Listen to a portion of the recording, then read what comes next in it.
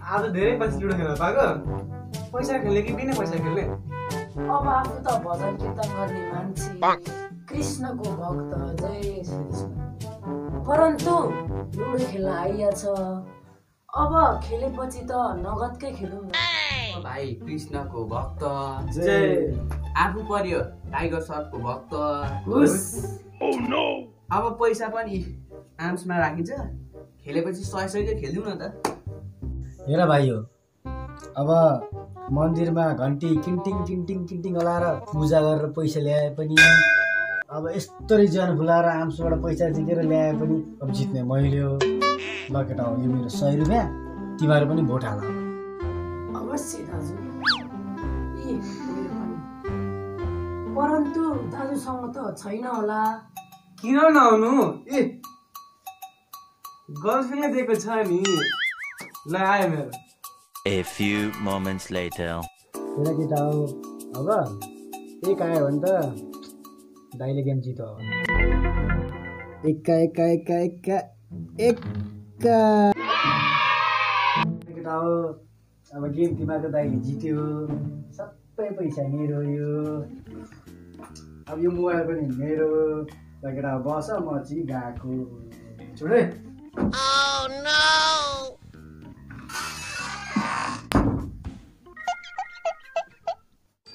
ओ भाइहरू के हो, तिमीहरू दुईजनाले त अघि दाइलाई काटिरहेको, किन नकाटेको तिमीहरूले? ल दाइ, तँले पनि त काट्नु भएको छैन कि, अझ किन तपाईँले नकाट्नु भएको? हेर भाइहरू, हामी तीनैजनाले नि दाइलाई काट्न पाएको थियो र पनि काटेर। यसमा पक्कै कुनै न कुनै रहस्य चाहिँ लुकेको छ कि। भन आदर्श, तैँले किन काटिनस्? जय श्री कृष्ण। मैले चाहिँ कृष्ण कन्हैया लाल की जय।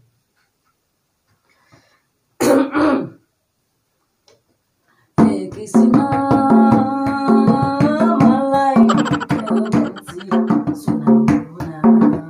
आम्मो भाइ क्यों माल त दामी बजाउँछ जस्तो नि।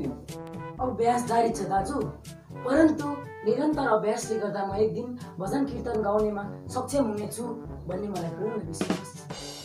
त्यो त ठिक छ भाइ, तर यो मादल त तसँग थिएन। मादल चाहिँ कहाँ ल्याइस् त?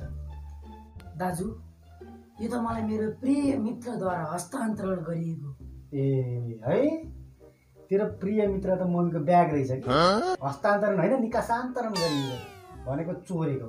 तैँले मम्मीको पर्सबाट चोरेर यो मादल किनेको हो कि होइन भन् त? ढाँट्छस् मलाई? दाजु, कृपया यो कुरा चाहिँ मातालाई नसुनाइदिनु होला, अन्यथा माताले मलाई घोर दण्ड दिनुहुन्छ।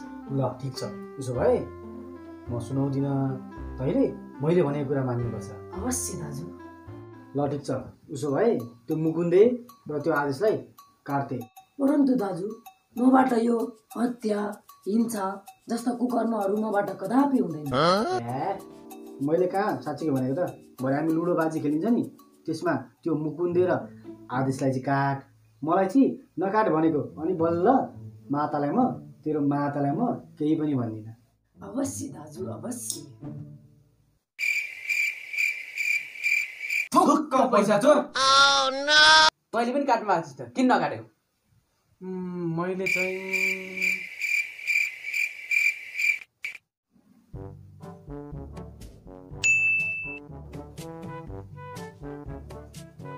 के हो भाइ, जहिले बिजी आज पनि बिजी छस् त? कोसँग कुरा गा? दाइ, आकृतिसँग च्याटिङ गर्दैछु नि। आकृति? अनि अस्ति त फेरि प्रकृतिसँग च्याट गर्दैछस्। कहिले आकृति कहिले प्रकृति? होइन भाइ, तेरो ट्रु लभ चाहिँ को हो? प्रकृति चाहिँ हो नि मेरो ट्रु लभ, त्यो आकृति त फेक लभ मात्रै हो। ए फेक लभ? फेक लभ भनेपछि टाइम पास। ल ठिक छ, उसो भए म यो कुरा गएर आकृतिलाई भनिदिन्छु। भयो भयो भाइ, टेन्सन नलि, मैले भनेको एउटा कुरा मान, म यो कुरा कसैलाई पनि भन्दिनँ। के कुरा दाइ? हुन्छ हुन्छ। हेर भाइ, त्यो आदर्श र मुकुन्दे छ नि, त्यो दुइटैलाई काट। खै कुकुरी कहाँ छ दाइ?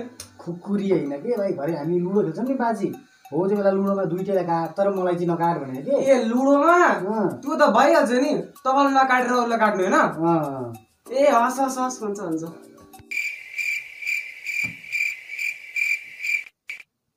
तपाईँले भाइ अनि दाइ हामीले त काटेनौँ अनि तपाईँले काट्न पाउँदा किन काट्नु भएन नि मैले 92, 93, 94, 95, 96, 97, 98, 99, 100, 101.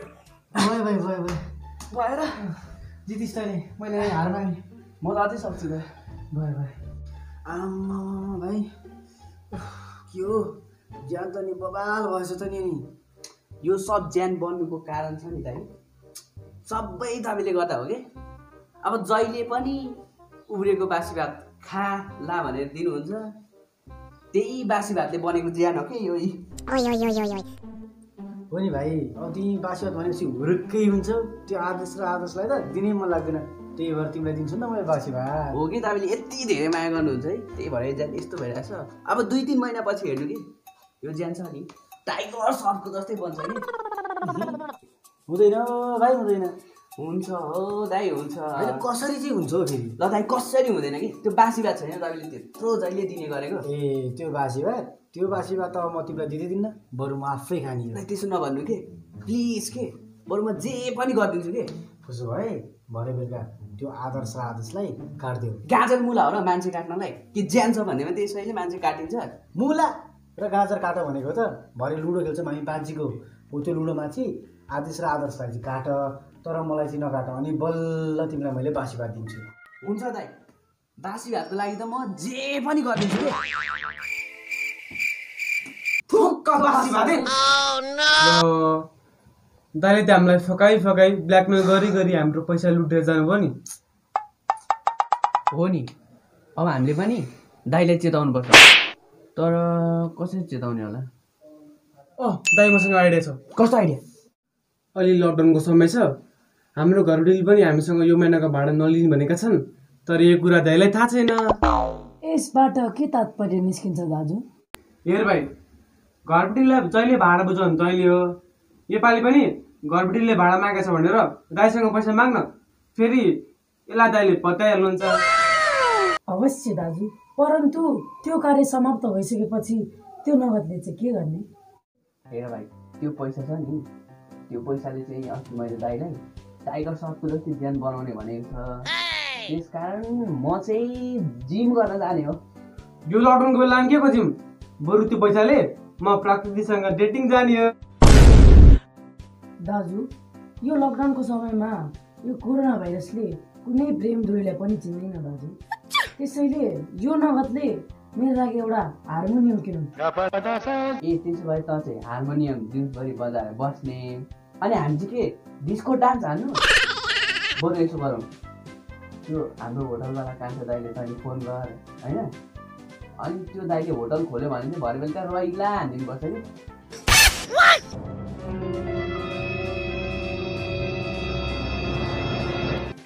दाइ रोइला छोइला चिकन मटन भुटन गोटी सोटी तोप सोप सब हान्दिने अनि त्यो त भगवान कृष्णको भक्त होइन म त बम मार्लीको टायर फ्यान हो क्या दाइ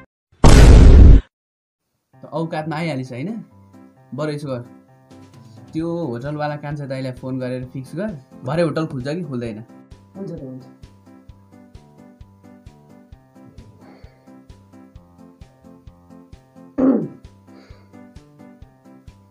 हेलो कान्छा दाइ हामीसँग टन्न पैसा छ कि अनि हामी तपाईँकोमा भरे पार्टी गर्न आउँछौँ कि बरु तपाईँको होटेल चाहिँ खुल्छ कि खुल्दैन ल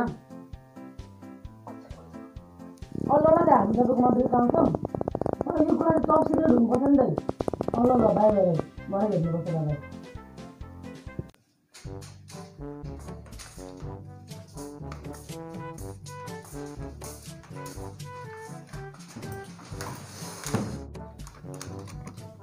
ल दाइले दिएको पैसा छँदैछ होइन के खानु मन लाग्छ सबै मगा ल पहिला होटलको मान्छे बनाउनु पर्यो नि बोला ए कान्छा दाइ पनि कहाँ भन्छ कान्छा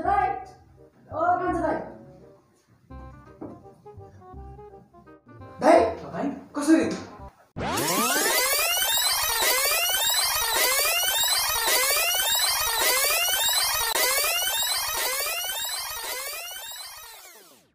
हेर भाइ घरबुटीलाई जहिले भाडा बुझाउने तैँले हो। योपालि पनि घरबुटीले भाडा मागेको छ भनेर दाइसँग पैसा माग न, फेरि यसलाई दाइले फत्याइहाल्नुहुन्छ। हेलो कान्छा भाइ। हजुर दाइ। कहाँ छ तिमी? ए होटेलमै हो? भाइहरूले तिमीहरूलाई अहिले फोन गर्छन्। ए हो? बेलुकी पार्टी गर्न आउँछु भनेको छ तिम्रोमा त्यहाँ। होटेल खोल्छ, पार्टी गर्न दिन्छु भन्नु, अनि तिनीहरूलाई बोलाउनु त्यहाँनिर है। हुन्छ दाइ, भइहाल्छ नि। बाई कुरा त्यही आएर गरौँला न। ल भाइ, ल ल बाई। दाजु के भयो भाइ? घरबेटीले यो महिनाको घर भाडा माग्नु भएको थियो। ए हो र?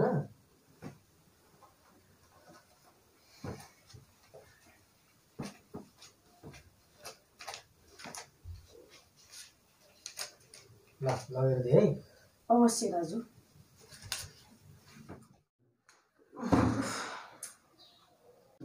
हेर भाइ हो, तिमीहरूले घर भाडा तिर्ने पारेर मलाई झुक्यायो। मलाई थाहा छ तिमीहरूले मलाई चेताउनको लागि यो सब गरेको हो, तर मलाई यो पनि थाहा छ कि तिमीहरूले पैसाको यसरी नै मिसयुज गर्छौ भनेर पनि मैले तिमीहरूलाई ब्ल्याकमेल गरेर भए पनि, फकाएर भए पनि त्यो पैसा आफ्नो बनाएँ, तर त्यसलाई सही सदुपयोग गर्नको लागि मैले त्यसो गरेको तिमीहरूलाई। ल घरबेटीले पैसा मागेन भने त ठिक छ, तर फेरि पछि माग्यो भने तिमीहरूले त्यो बेलामा कहाँबाट ल्याएर पैसा तिर्छ? घरबेटीले पैसा लिएन भने पनि यो पैसा तिमीहरूले यतिकै मिसयुज गर्न मिल्दैन, किनभने कतिपय नेपाली जनताहरू अहिले भोकभोकै छन्। तिनीहरू अहिले लकडाउनको समयमा कोरोना भाइरसको डरले आफ्नो घरमा बसेका छन्, तर कोरोना भाइरसले भन्दा पनि उनीहरू बढी भोकमरीले मर्ने चान्स बढी छ नेपालमा। हेर केटा हो, मलाई थाहा छ तिमीहरू तिनजना नै कुलतमा एकदम नराम्रोसँगले फसिसकेको छौ, तर यो लकडाउनको समय नै एउटा यस्तो सही समय हो जसको सकारात्मक सदुपयोगले गर्दा तिमीहरू कुलतबाट बाहिर निस्किन सक्छौ। हुन्छ दाइ, अब तपाईँको कुराले आज हाम्रो आँखा खुल्यो होइन। हामी पनि अलिक भ्रममै थियौँ। अबदेखि हामी यस्तो गल्ती कहिले गर्दैन। बरु यस्तो गर्नुको सट्टा हामी त्यो दुःख पाएको मान्छेहरूलाई सहयोग गर्नेछौँ, अनि भाइहरू पनि यो कुरामा सहमत हुनेछन्। हुन्छ नि होइन? ल हुन्छ दाइ, अब हामी कहिले यस्तो गर्दैन। ल ठिक छ केटा हो, गल्ती मान्छेबाटै हुने हो, तर त्योभन्दा ठुलो कुरो गल्ती महसुस गर्नु हो। तिमीहरूले गल्ती महसुस गर्यो, म एकदमै खुसी छु। ल घर जाऊ।